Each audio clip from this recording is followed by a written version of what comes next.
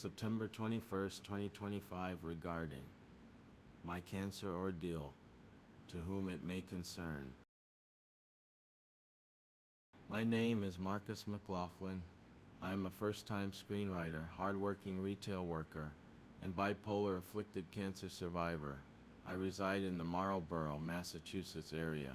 Summer 1980 to summer 2000. Bangor was my hometown. I grew up there. I went to school there and experienced the 80s, 90s, and 2000s there. I was born in Tampa. I flunked out of college in late 1991. My mental health declined. I had no prospects, no job, no friends, and no real connections. I lived in Bangor, Maine. My late father, Bob, was an Air Force technician who joined the U.S. Air Force in the late 1950s, who was born in Fort Fairfield, Maine, in northern Maine. My late mother, Aini, was born a refugee in the village of Kangasala in Finland, but her family lived in Karelia, which is now a part of Russia. My late grandfather, Aino Kaki, served in the army during Talvisota, otherwise known as the Winter War, during World War II era. My grandfather came back alive, but was changed. In the late 1950s, my mother had to move out of Finland to find work. She found work as an au pair in England.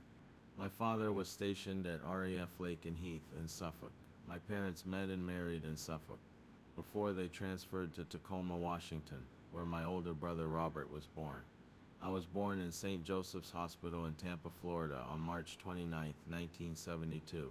Before I became a writer, I fell in love with film and science fiction.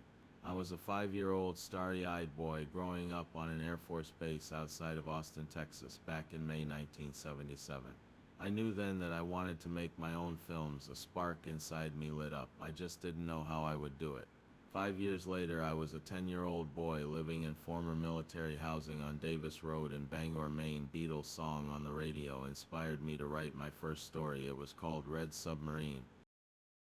I wrote it on my late mother's J.C. Penney electric typewriter. I brought it to school and I had read out loud twice. I was very happy that day. I became a writer. While my peers were playing sports or other activities in middle school, I would be off writing on a computer or a typewriter. I was always the odd one out.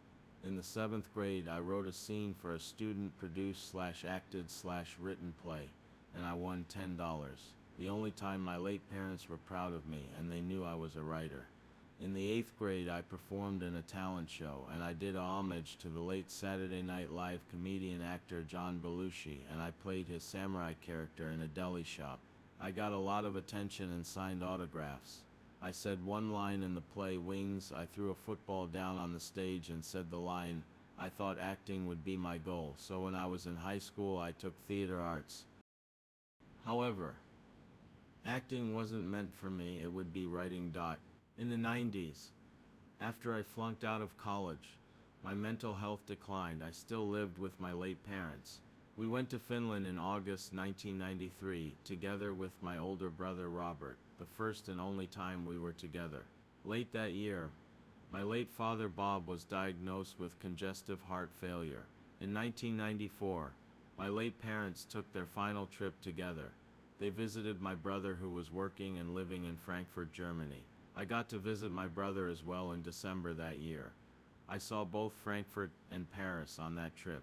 I was out there for 2 weeks, and it was one of the best times I ever had traveling to Europe. But I have been to Europe a lot when my late mother Aini was alive. I've been to Lahti, Finland in 2005, and finally in 2010, my brother got married and had his own family, after my father Bob passed away in August 1995. During the 90s, I found out that films were written in the form of screenplays. Thus, I pursued screenwriting, but I would not officially start until spring 2016. After our mother and myself last trip to Finland in August 2010, my mother was diagnosed with FTD, and it was a rapid decline. I started smoking marijuana every weekend to help me cope with my mother's slow death. First, she was walking with a cane. Then she had to be in a wheelchair. Then she lost her bodily functions, and she had to wear a diaper. Then she had to live in a nursing home in the last years of her life. She lost her voice a year before she passed away. She lost weight extremely because she was diagnosed with cancer in December 2016. She would be in her bed lying there in silence watching people with her eyes. My final visit to her was on my 45th birthday. I took my last photo of us together. She did not pose for the photo, she was dying. 6 days later, she passed away on April 4th, 2017. She was 75. On the 12th, I gave my eulogy to her. Everyone she ever knew in her life were there at the funeral. There was a glow over her remains. She looked like she did before she was sick. She was turned to ash the next day. But it wouldn't be until July 22nd, when she was buried in Forestvale Cemetery. A year after her passing, I was off my bipolar meds, and I spent 2 weeks in a mental ward. I would return to a ward a year later, from 2017 to 2024. My mental ward visits took a blow on my life. I was able to get a part-time job after my mother passed away, but my social life was limited to texting with people on Facebook, and no friends in town to visit for a long while.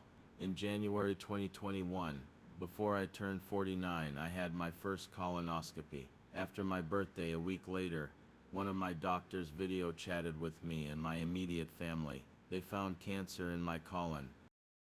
So for months, I struggled with both colon cancer and bipolar disorder. The depression was so intense, it led to my hypomania. I had to be driven to a mental ward in Marlborough Hospital. I spent 2 weeks there. I forgot about the cancer and I had to have my bipolar meds adjusted. After I got out of the ward, I waited for my surgeries. I entered Emerson Hospital in Concord, Massachusetts. In July 2021, I was declared cancer-free after my final surgery. I thank God that I had my colonoscopy and the cancer was early stage. A foot of my colon was taken out. I will always have scars on my chest as a reminder that I had these life-saving surgeries. My bipolar made me feel depressed constantly throughout this what seemed like a very long time that felt like forever. But in truth it was roughly 6 months. I thought I was going to die during that year. I didn't think I would make it to my 50th birthday. Thank God I did. I was able to get a new job that year too after almost 2 years of not being able to work because of COVID. Thank God I never got COVID, even though some family members did. I got all the COVID boosters over the years. I know that helped me through those years. My faith in God is stronger now that I survived my cancer ordeal. Last year I got my annual flu shot. However, I ended up getting the flu. Thank God it wasn't COVID. I thank God for every day now. Actor Mark Hamill read my cancer ordeal on Twitter X and he left me a birthday cake emoji. I was smiling. In June 2024, I was in a mental ward for 12 days. My meds were adjusted yet again. I slept like I haven't slept in a month. I ate like I haven't eaten in days. I met nice people in that ward. I'm grateful no one attacked me in there, and I made friends with a few I keep track of on Facebook. My meds were finally adjusted, and I will never have to go through that again for the rest of my life. My cancer ordeal was at the end. Necessary for me to make my faith stronger. I want to help others who are bipolar, who are struggling with cancer like I did. That is why I am writing you now, to tell my story, to help others like me to not give up your faith and pray every day. God will hear you if you pray. I am available for an audio interview for BBC World Service. I am available for a print interview on BBC, CNN, and other outlets. I want my story to help others. I owe humanity for saving my life, and through successful surgeries make my faith stronger. I hope you never have to struggle with cancer and or COVID. I pray you will have many decades ahead. God bless you.